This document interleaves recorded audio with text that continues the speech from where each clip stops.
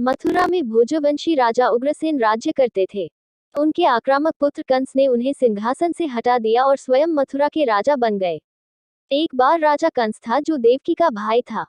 वह अपनी बहन देवकी को उसके ससुराल छोड़ने जा रहा था कि रास्ते में थकान के कारण उसे नींद आ गई। वह रथ में सोते सोते अपनी बहन की ससुराल जाने लगा। अचानक उसे एक सपना आया। उस स्वप्न में बताया गया कि तेरी बहन अर्थात देवकी के गर्भ से उत्पन्न 8वां पुत्र, जिसे तू प्रसन्नतापूर्वक उसकी ससुराल ले जा रहा है, तुझे मार डालेगा। कंस घबराहट में नींद से जाग गया। कंस के बाद अपने सपने के बारे में बताता है। उसने वासुदेव देवकी के पति से उसे मारने के लिए कहा। तब देवकी ने कंस से याचना करते हुए कहा कि मैं स्वयं अपने बालक को लाकर तुम्हें सौंप दूंगी, तुम्हारे देवर जो निर्दोष है उसे मारने से क्या लाभ होगा। कंस ने देवकी की बात मानी और वासुदेव और देवकी को मथुरा के कारागार में डाल दिया। कुछ समय जेल में रहने के बाद देवकी और वासुदेव को एक संतान की प्राप्ति हुई। कंस को जैसे ही इस बात का पता चला, वह कारागार में आया और उस बालक को मार डाला। इसी तरह कंस ने देवकी और वासुदेव के 7 पुत्रों को एक एक करके मार डाला। जब 8वें बच्चे की बारी आई तो जेल में पहरेदारी दोगुनी कर दी गई। जेल में कई सिपाही तैनात थे, लेकिन उस दिन तैनात जवान थकान और नींद की कमी के कारण गहरी नींद में सो गए। 8वां पुत्र हुआ। उस दिन भारी बारिश हो रही थी। बालक श्री कृष्ण को सूप में रखकर वासुदेव जी चले गए। यमुना को पार करके वे वृंदावन में नंद के घर पहुंचे। वासुदेव ने धीरे से द्वार खोला और अपने पुत्र को नंद और यशोदा के पास बिठा दिया। वे दोनों सो रहे थे। नंद की पुत्री को हाथों में लेकर वासुदेव ने नंद और यशोदा से क्षमा मांगी और मथुरा की ओर जाने लगे। कुछ घंटे बाद वह मथुरा जेल पहुंचा। सिपाही अभी भी सो रहे थे। जेल पहुंचते ही वह बेटी रोने लगी। चीख पुकार सुनकर जवानों की नींद खुल गई। जैसे ही कंस को ये खबर मिली कि देवकी ने एक बच्चे को जन्म दिया है, वह तुरंत कारागार में आ गया। कंस ने उसे छीन लिया और बेरहमी से मार कर फेंक दिया। कंस अब भय से मुक्त है। प्रातःकाल नंद और यशोदा अपनी पुत्री को न पाकर अत्यंत दुखी हुए और बहुत दिनों तक अपने गणों के साथ सब जगह ढूंढते रहे, लेकिन उन्हें अपनी बेटी नहीं मिली। थक हार कर उसने तलाश बंद कर दी और उस बेटी को गोद ले लिया, जिसका नाम उन्होंने कृष्ण रखा। धीरे धीरे समय बीता और श्री कृष्ण बड़े हुए। गोकुल में गोपियों के साथ रास लीला करते हुए श्री कृष्ण ने अपनी बांसुरी बजानी शुरू कर दी। गोकुल के सभी निवासी, पशु पक्षी आदि उसकी बांसुरी की धुन सुनकर बहुत प्रसन्न होंगे और उन्हें ये ध्वनि बहुत पसंद आएगी।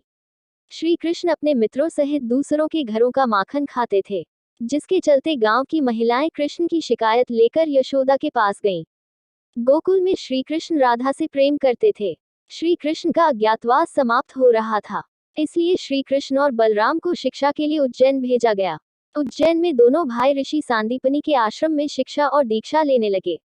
उसी आश्रम में श्री कृष्ण न सुदामा से मित्रता की वे घनिष्ठ मित्र थे। इनकी दोस्ती के चर्चे दूर दूर तक थे। शिक्षा के साथ साथ अस्त्र शस्त्र का ज्ञान पाकर वे वापस आ गए। एक दिन कंस को गुप्तचरों के माध्यम से पता चला कि उसका 8वां पुत्र जीवित है। दूसरी ओर कृष्ण को यह भी पता चला कि उनके असली माता पिता मथुरा में कैद हैं। कंस ने कृष्ण को मारने के लिए कई सैनिक भेजे, लेकिन कृष्ण और गोकुल के लोगों ने मिलकर उन सैनिकों को मार डाला। हर बार सैनिकों की असफलता से दुखी होकर कंस स्वयं श्री कृष्ण को मारने के लिए निकल पड़ा। दोनों के बीच युद्ध हुआ और श्री कृष्ण ने कंस का वध कर फिर से उग्रसेन को मथुरा का राजा बना दिया। श्री कृष्ण गोकुल में अपने माता पिता से सुलह करके द्वारका चले गए। उन्होंने वहां द्वारका नगरी की स्थापना की और द्वारका नगरी के राजा बने। मध्य प्रदेश के धार जिले में अमझेरा नाम का एक कस्बा है। उस समय राजा भीष्मिक का राज्य था। उनके 5 बेटे और एक बेहद खूबसूरत बेटी थी।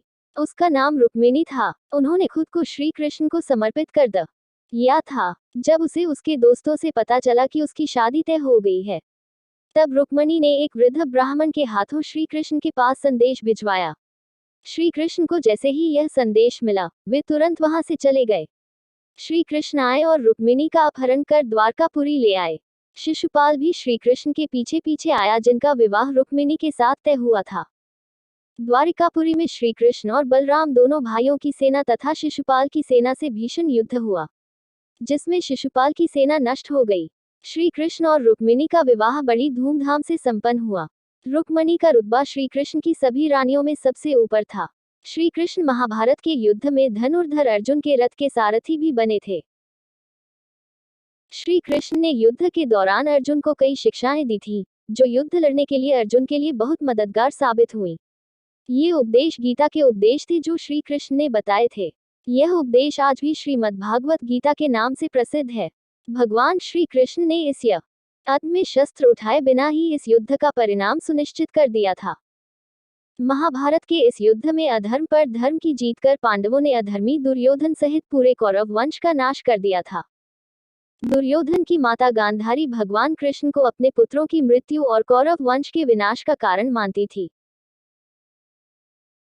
इसलिए इस युद्ध की समाप्ति के बाद जब भगवान कृष्ण गांधारी को सांत्वना देने गए, तब गांधारी ने अपने पुत्रों के डैक से व्याकुल होकर श्री कृष्ण को श्राप दिया कि जिस प्रकार आपस में लड़कर मेरा कौरव वंश नष्ट हो जाएगा, उसी प्रकार इस प्रकार तुम्हारा यदुवंश भी नष्ट हो जाएगा।